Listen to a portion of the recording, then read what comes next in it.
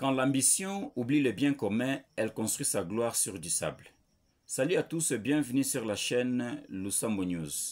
Aujourd'hui, nous analysons un événement majeur en République démocratique du Congo, le retour d'un ancien chef de l'État, Joseph Kabila, à Goma, dans un contexte explosif. Alors, ce retour intervient au moment même où le Sénat congolais a levé son immunité parlementaire. Un fait inédit pour un ancien chef de l'État, mais qui n'est pas anodin. Alors que ses proches nient catégoriquement toute implication à la rébellion de l'AFC M23, mais quand même, Joseph Kabila, lui, a choisi Goma comme son point de retour. Une ville qui est partiellement occupée par les rebelles. Alors, que cache cette démarche? Que dit-elle de notre culture politique? Alors, plongeons ensemble dans cette analyse politique et citoyenne. Alors, parlons d'abord du contexte.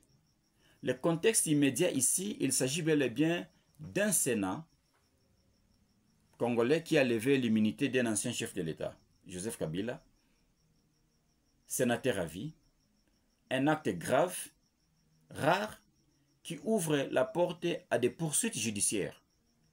Et simultanément, Joseph Kabila, ou les accusations de soutien au M23 pèsent sur Kabila. Et pas seulement sur lui, mais aussi sur certains de ses alliés du PPRD. Et ces accusations, bien sûr, sont niées par les concernés. Pourtant, Kabila lui-même vient de rentrer en RDC par Goma. Une ville vraiment qui est partiellement occupée ou sous l'occupation du mouvement AFC M23. Symbolique, forte, provocation, défi ou message politique? Essayez un peu de réfléchir, chers compatriotes. Alors, pourquoi Goma? Est-ce une question de symbolisme? Examinons un peu. Goma n'est pas une ville neutre. Elle est le cœur de la crise sécuritaire qui ravage l'est du pays. Et en s'y rendant, Kabila met en scène son retour dans un espace politique contesté, mais qui dans les faits lui est peut-être favorable, qui sait. Alors, le retour ou le choix de Goma nous donne plusieurs interprétations, notamment un acte de défi envers l'actuel président Tshisekedi et le gouvernement central, ou encore une démarche ou une manière d'afficher une proximité avec des acteurs locaux, y compris les rebelles du M23. Et on peut aussi interpréter ça comme étant une tentative de réactiver un réseau d'influence régionale qui lui a longtemps été fidèle. Peut-on tolérer un tel comportement d'un ancien chef, d'un ancien président? Essayons un peu d'examiner encore. Kabila a dirigé la RDC pendant 18 ans. Il connaît donc les rouages de l'Est. Il maîtrise bien cette partie du pays. Il sait ce que représente la symbolique du territoire national. En tant qu'ancien chef de l'État, il est tenu par une obligation morale de ne pas menacer la stabilité institutionnelle, même s'il est présumé innocent. Et en choisissant de se positionner dans une zone insécurisée, d'un groupe armé actif, il est en train de briller dangereusement dans les lignes entre politique et insurrection. Alors on n'arrive pas à comprendre Est-ce que Kabila est en train de faire de la politique ou il est dans une insurrection qu'il ne veut pas explicitement dire? Ce comportement jette les doutes sur la sincérité de son attachement à la République et peut affaiblir les institutions démocratiques. Il a récemment fait un discours choc, là où il est en train d'appeler à la mobilisation citoyenne. Il est en train de parler du dialogue national inclusif, mais en même temps, il est en train de poser d'actes d'insurrection. Les enjeux politiques. Quels sont les enjeux politiques et démocratiques? Eh bien, l'égalité contre légitimité. La levée de l'immunité parlementaire est un acte légal. Ça, nous devons le reconnaître.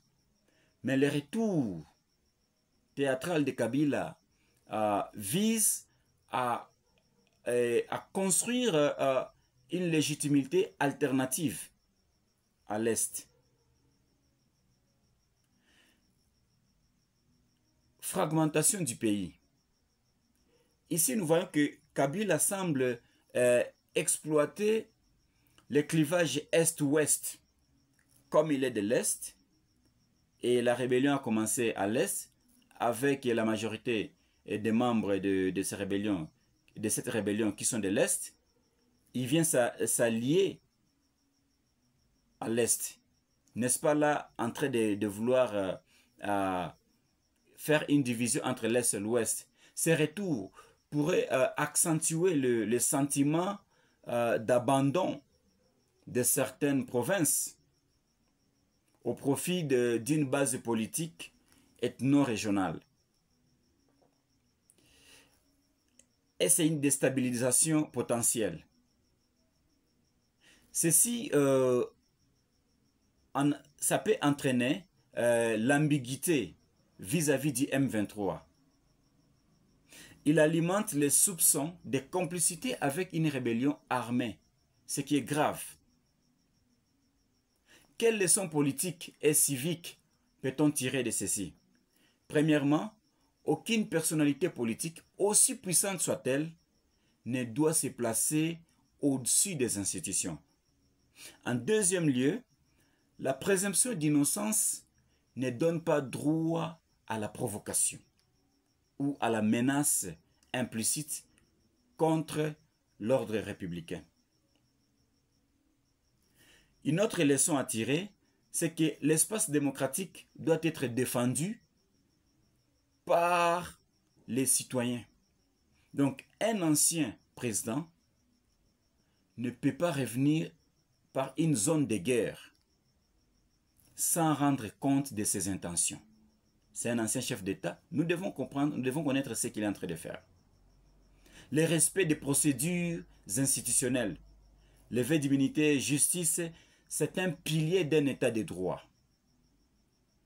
Le territoire national peut être morcelé, ne peut être morcelé symboliquement par des jeux d'influence politique. Chaque coin de la République démocratique du Congo appartient à tous les Congolais. Alors, pour terminer, chers Congolais, nous devons comprendre que le retour de Joseph Kabila n'est pas anodin. Kabila, c'est un ancien chef d'État, c'est un ancien président. Et donc, ce qu'il a posé comme acte, c'est un acte à la fois symbolique, politique et potentiellement subversif. Donc, chaque acte d'un ancien président compte.